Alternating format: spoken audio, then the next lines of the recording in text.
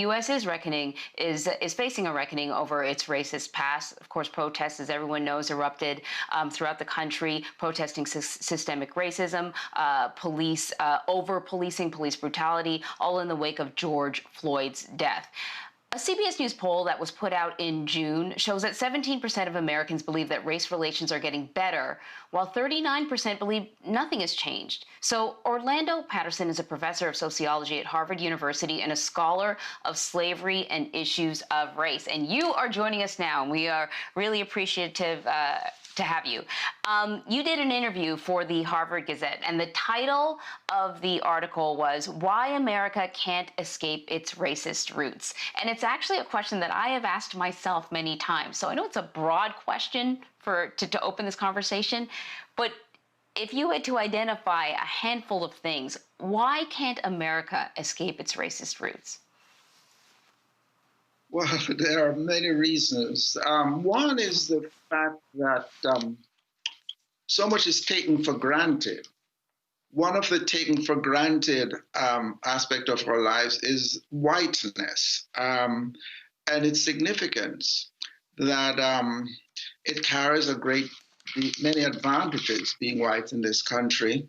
It carries a lot of assumptions that this is the norm, and that not being white is in some respects to be an outsider. That's a direct heritage of our past. But if you simply take that for granted, it becomes very hard to sort of get rid of. The other distinctive feature of America, and by the way, that's a distinctive feature of America in the sense that America is the only majority white Western democracy in which whiteness plays a significant role. This is not to say that racism doesn't exist in Western Europe and so on. What I'm getting at is the fact that if you take the classic case of Sweden, being white in Sweden doesn't mean anything since everybody is white. America is unusual in this regard, and the significance of whiteness and the taking for grantedness of it as being a signifier of normal sort of status as opposed to anything else. The other major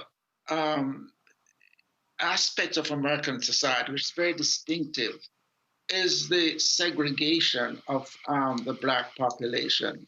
And the idea of living with them or having them living in one's community as a signal that something is wrong. Now, again, this is unusual.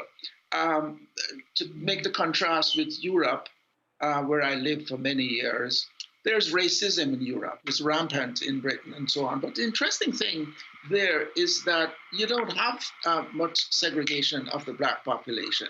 I was really struck by this when I lived in Britain, because I expected that as migrants moved in, people would react the way they do in America, white flight and so on. There hasn't been much of this because having Blacks living in one's community doesn't have the same deep historic cultural significance that it does in America. So you'll have a racist, living in Brixton or wherever Blacks move in, and they may complain about the smell of the cooking and so on, but they're not moving, they're not leaving. And so, in spite of all its problems, you find that with the exception of some Indian minority communities, there isn't much segregation.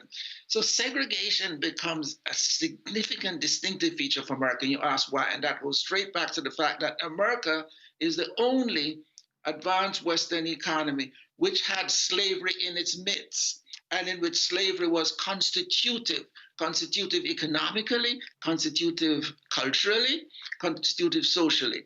That a lot of people don't realize. Now, Western Europe, of course, was very much involved with slavery. They created the slave trade and so on. But slavery itself, slave society, existed thousands of miles away. The society, Britain didn't emerge co-constitutively with slavery. Slavery became an integral part of the society for a couple hundred years and was formative in the way we think, in our economy.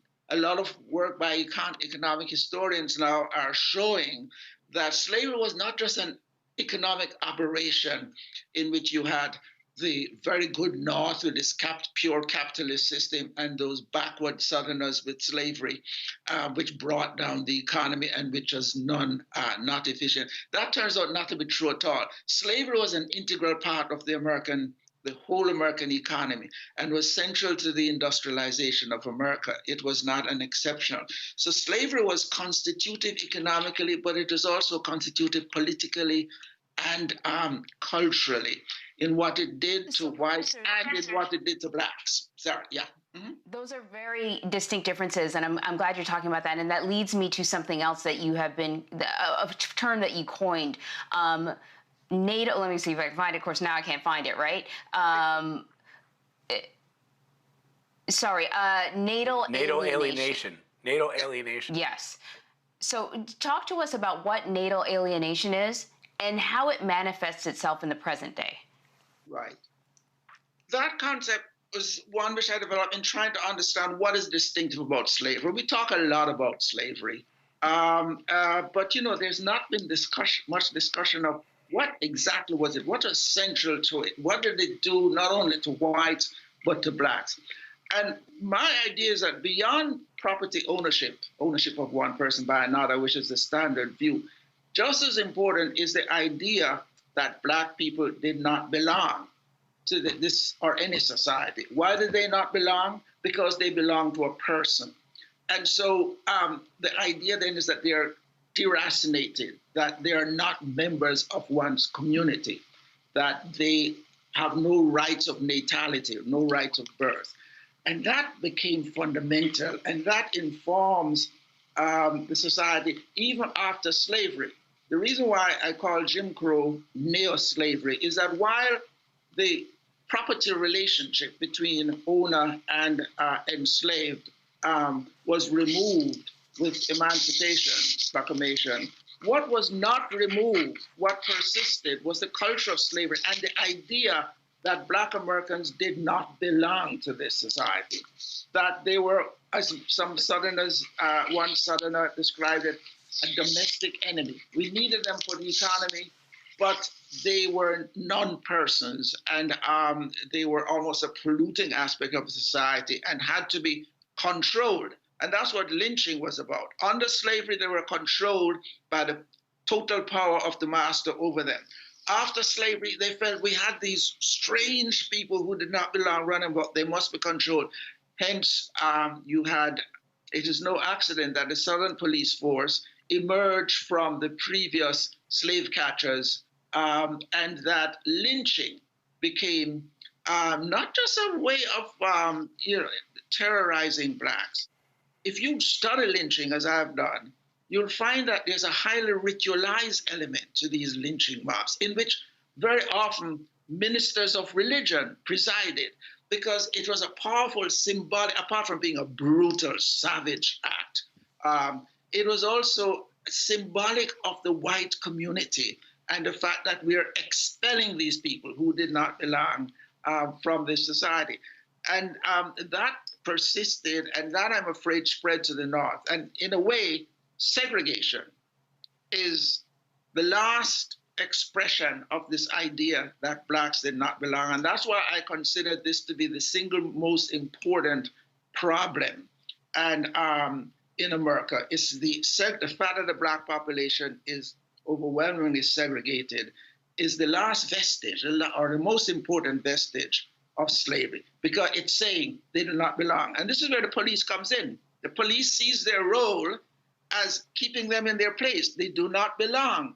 And they are not guardians, but warriors whose job it is to protect the good people, white people, and to keep them in the ghetto. And, it is sad that today African Americans are as segregated as they were in the 70s. That is the lasting evil of slavery as far as I'm concerned. So, Professor, let me ask you, Asheville, North Carolina City Council just announced its plan for community reparations.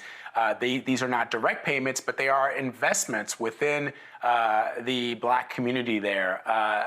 When you look at what Asheville is attempting to do, we're seeing similar measures in Providence, Rhode Island. We're seeing a similar movement in California, for example. Do you think that's a step in the right direction? And what would it look like to you, reparations? What is a reasonable form?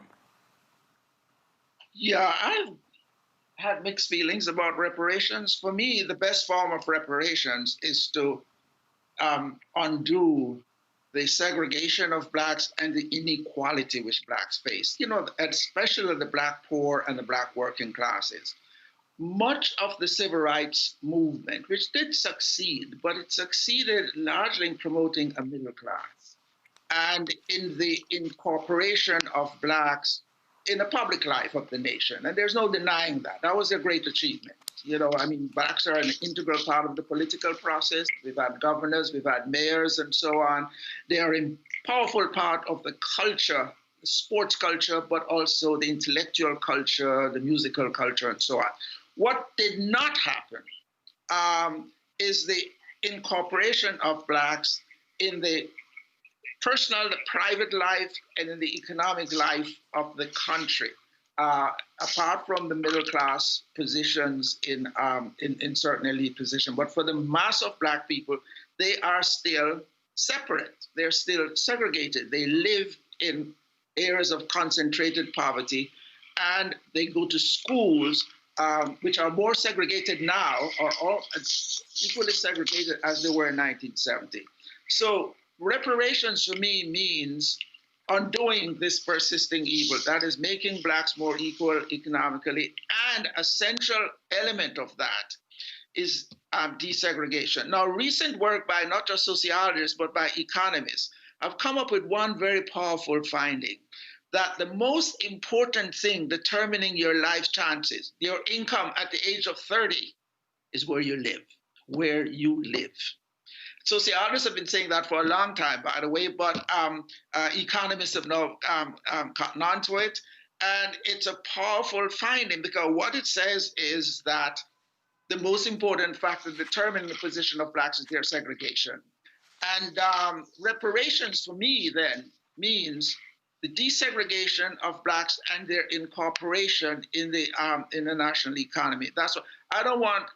Okay, symbolic gestures are important. I don't want to undercut it. I think what they did in Asheville was symbolically very important. But it's not going to affect the mass of ordinary people to the degree that it makes home ownership outside of the ghetto easier. Then yeah, that will go some way toward it. But home ownership within the ghettos doesn't cut the ice for me. Because I cannot emphasize enough. We go back to the notion of natal alienation. Blacks are alienated still from the life of the rest of the society. Segregation is natal alienation, and reinforced by police brutality and the police's basic sort of objective that we must keep them contained there in the same way that we kept them contained on the plantation, or in the Jim Crow era in the same way that we kept them contained in impoverished sort of areas, not polluting the broader society, either economically, socially, or culturally. So I cannot get back to this fact more. And it was a pattern reinforced by the state. The reason why after the war we had increased segregation is that the state and the banks consciously segregated the Black community by redlining, consciously prevented them from sharing in the broadening suburban communities, which is a major source of white wealth today. Right. Professor, we could talk to you I wish I could spend a whole afternoon talking to you because you know an awful lot about this. I encourage people to see if they can find the Harvard Gazette article that you are in. You talk about what you believe is different and the same about the current protests that we're seeing, particularly the diversity among those people that are protesting, but also that it's not good enough to protest. You have to be willing to make concessions that are going to improve the lives of African Americans, and that may be very well the stumbling block here that you point out.